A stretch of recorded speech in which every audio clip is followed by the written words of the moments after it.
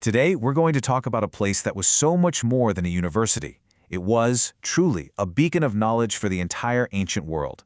I want you to just imagine a city built for one purpose and one purpose only: learning.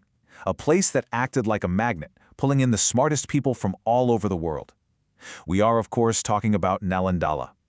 It's a name that conjures up a golden age of wisdom, and a story with an absolutely epic rise and a devastating fall. But let's start with a really powerful image. Picture the greatest library on Earth, just packed with priceless, irreplaceable knowledge. Now, imagine it set on fire. And that fire doesn't burn for a day or a week, it burns for months. This isn't some fantasy movie scene. This was the tragic, heartbreaking end of Nalanda's story. It was a loss of knowledge so huge, we can still feel the echoes of it today. So, how did a place like this even come to exist?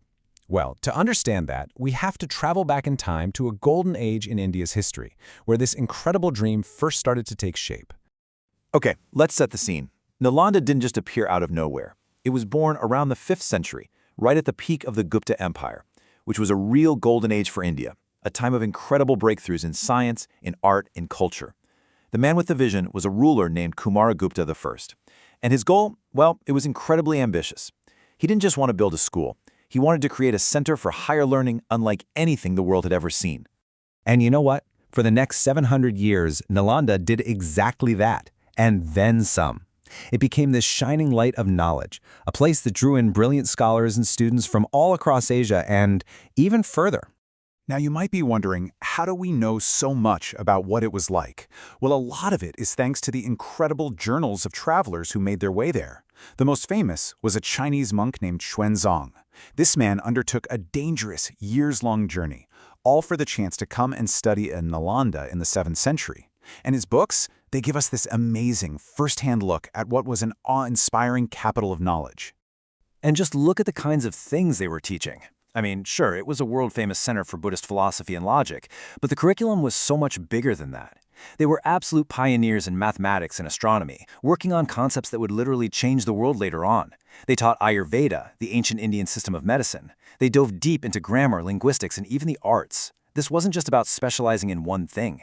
It was about getting a truly universal education.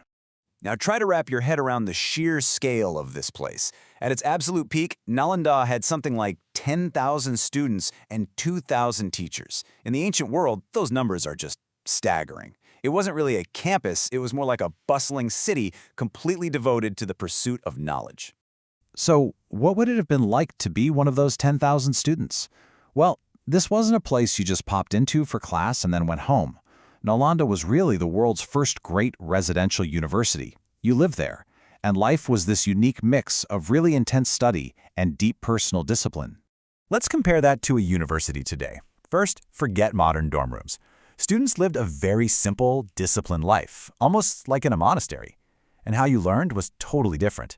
It wasn't just about reading a book and taking a test. The main event was debate. You had to stand up and argue your points face to face. Your daily routine also included things like yoga and meditation because they believed that sharpening the mind itself was key. The whole point was to create a complete, well-rounded person, not just someone full of facts. But at the absolute center of this incredible city of learning was its most legendary feature of all, a library so huge that it was known as an ocean of books.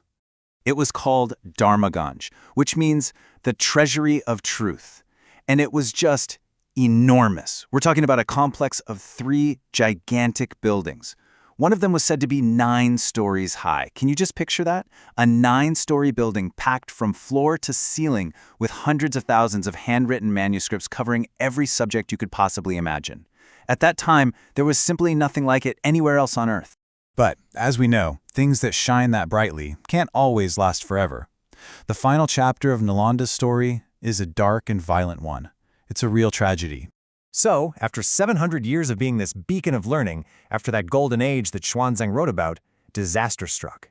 In the late 12th century, an invading Turkic army, led by a man named Bakhtiar Khilji, swept through the area, and Nalanda was standing right in its path. The historical accounts tell us the university was completely sacked, the monks were killed, and the entire magnificent place was put to the torch. And when Khilji's army set fire to the great library, Dharmaganj, they weren't just burning buildings. They were setting fire to the collective knowledge of generations. The texts say that the smoke from those hundreds of thousands of burning manuscripts hung over the valley like a dark cloud for months, a funeral pyre for an entire age of human wisdom. But here's the amazing thing. Even a fire that devastating couldn't destroy Nalanda's real legacy. The physical buildings were gone, sure, but its ideas? They had already spread all over the world, and they still inspire us today. See, Nalanda's influence kept going long after the smoke cleared. For centuries, its graduates had been carrying Indian knowledge in math, astronomy, and medicine all across Asia. The very concept of a residential university, a place where people live and learn together, was really pioneered here. It's still this incredibly powerful symbol of India's rich intellectual history. And that legacy is so strong that a new Nalanda University has been built near the ancient ruins, trying to bring that original spirit of global learning back to life. And that kind of brings us to a final thought. The story of Nalanda isn't just a history lesson. It really forces us to ask ourselves, what's the real point of education? Is it just about cramming information and getting good grades? Or is it about something deeper? About building our character, learning how to think and debate, and creating a community of curious people from all over the world? Nalanda's legacy seems to suggest the answer is all of the above.